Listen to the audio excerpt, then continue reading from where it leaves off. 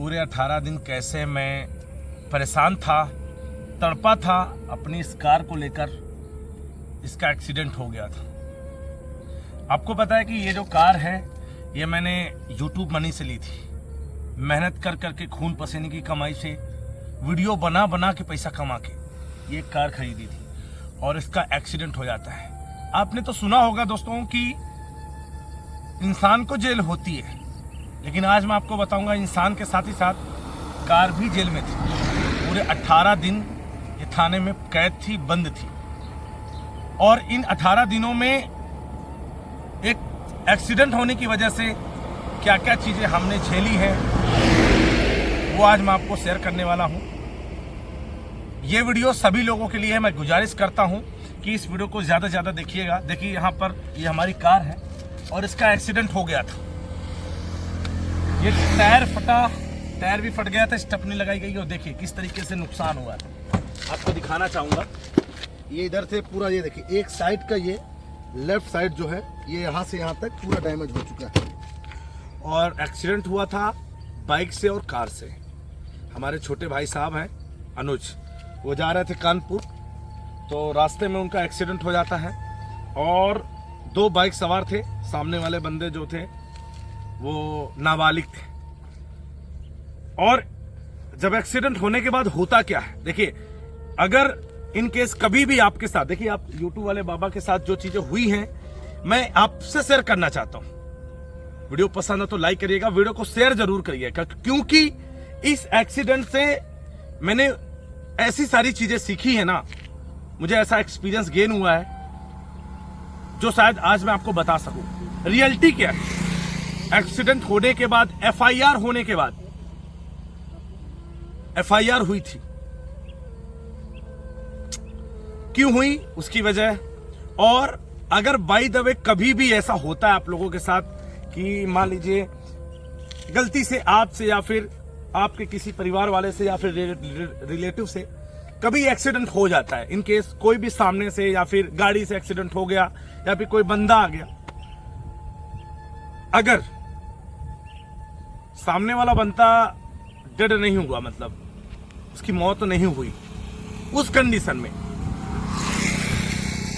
हमको वहां पर ज्यादातर कोशिश यही करनी है कि हमें समझौता करना है, प्यार मोहब्बत से हाथ जोड़कर। गलती आपकी हो या फिर बाइक वाली की हो, चाहे आपकी हो, लेकिन हमें प्यार मोहब्बत से अपने उस लड़ाई को शांत करना है, उसका समझौता करना है। और जो भी नुकसान हुआ है भाई, जैसे कि कार का, ठीक है, जैसे कि ये कार बिगड़ गई, इतना नुकसान हुआ, ये चीजें तो क्लेम से मिल जाएंगी, क्लेम किया जाएगा इंश्योरेंस कंपनी से, तो क्लेम तो मिल जाएगा।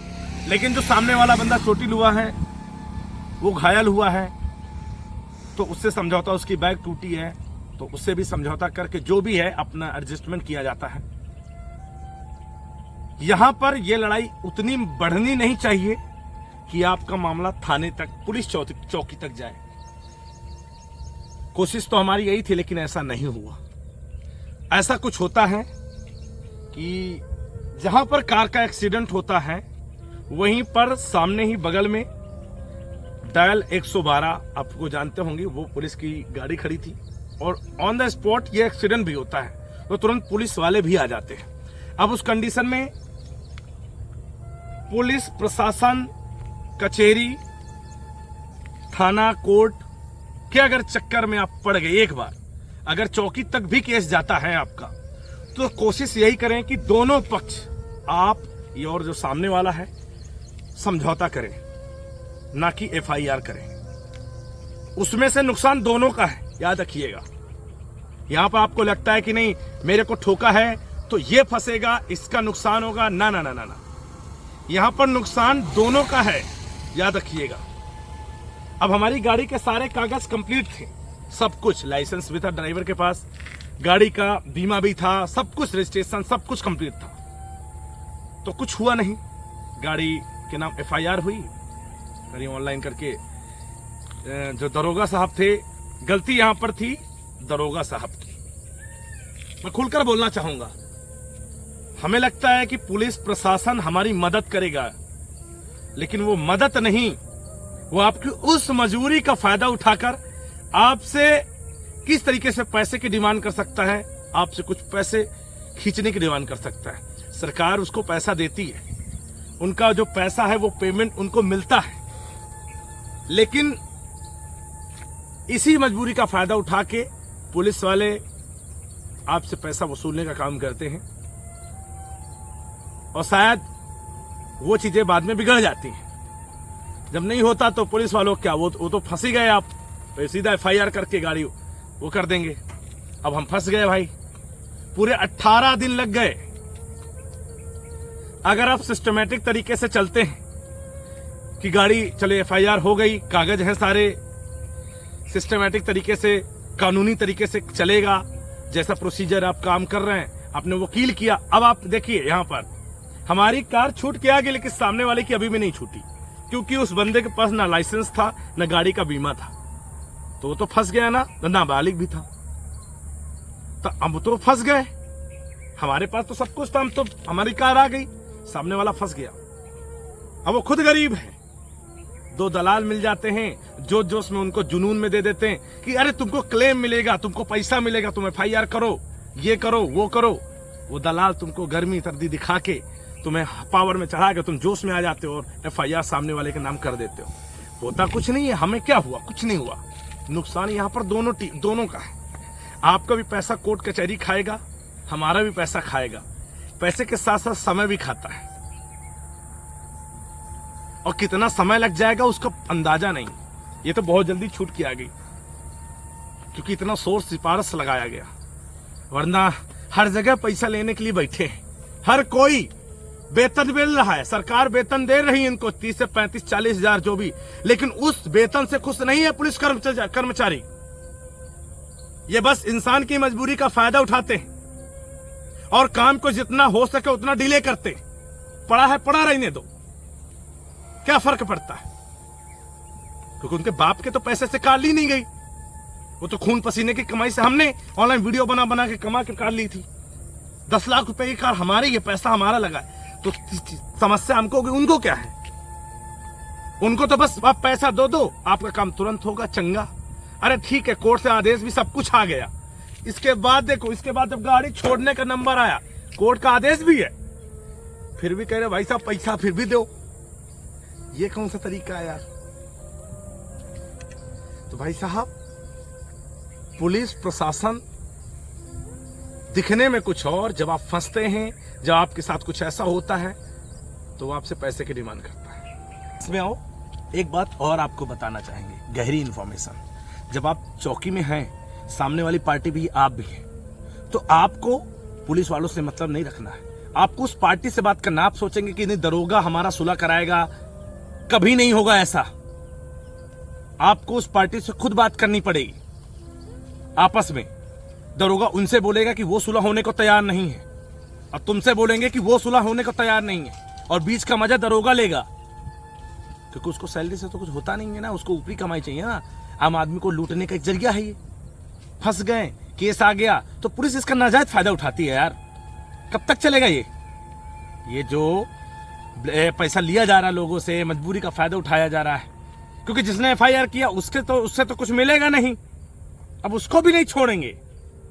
लेकिन जो सामने वाला है उसको किसी तरीके से घुमाएंगे, सांत्वना देंगे, नहीं ना ना ना, सामने वाला FIR नहीं कर रहा, नहीं मानना, FIR करेगा वो, हमको झूठ इन्फॉर्मेशन दी गई। बाद में मुंह बदल गए, दरोगा साहब कहते हैं ना भाई ना, ऐसा नहीं, हमने कब बोला? तो वहां दरोगा झूठा निकला।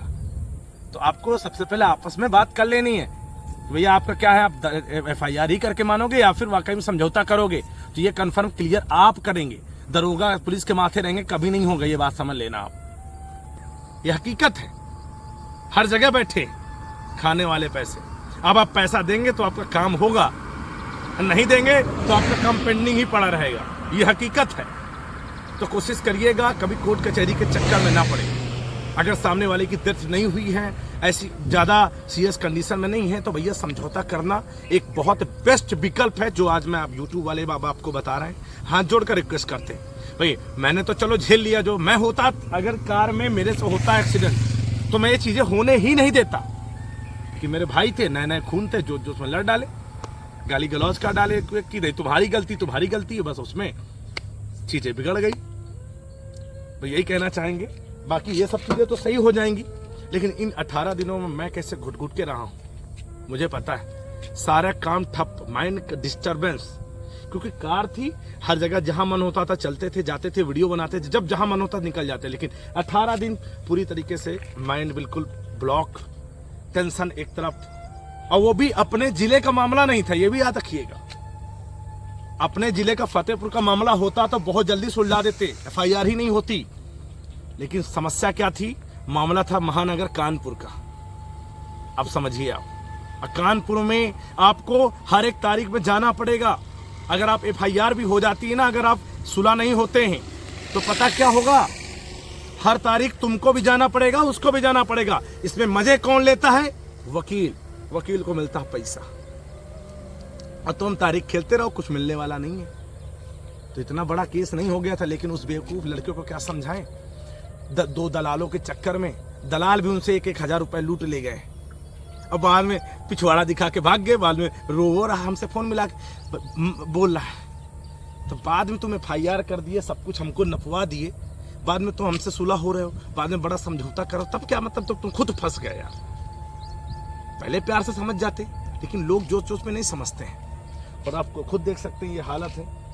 और बस यही बोलना चाहेंगे यार कि ये जो सीख मैंने आपको बताई है ना, ये बहुत ही बिल्कुल 100% में से 99 पूरा मान लीजिए, सिर्फ 0.01% चांस है कि झूठ होगी, लेकिन हकीकत है। और आपको ये पता होना चाहिए, अगर आपके साथ कभी ऐसा हो, मुझे पता है आप लोग भी आगे चल के कार लेंगे, बाइक लेंगे, आप भी चलाएंगे, कभी ऐसा होता है तो वहां पर सावधानी बरतना आपको। बात समझ गए? उम्मीद करूंगा कि YouTube वाले बाबा से आपको कुछ ना कुछ सीखने को मिला होगा। वीडियो पसंद आई हो, सीखने को मिला हो तो लाइक करेगा। और ये वीडियो इसी वजह से बना रहा हूं, ताकि हमारे साथ ऐसा हुआ है, आप लोगों के साथ ऐसा ना हो, है ना। आप लोग भी जागरूक है। आप, मेरा इतना पैसा बर्बाद हो गया, चलिए मेरे पास तो पैसा था तो मैंने किसी तरह पैसा, आपके पास नहीं होगा तो आप कैसे?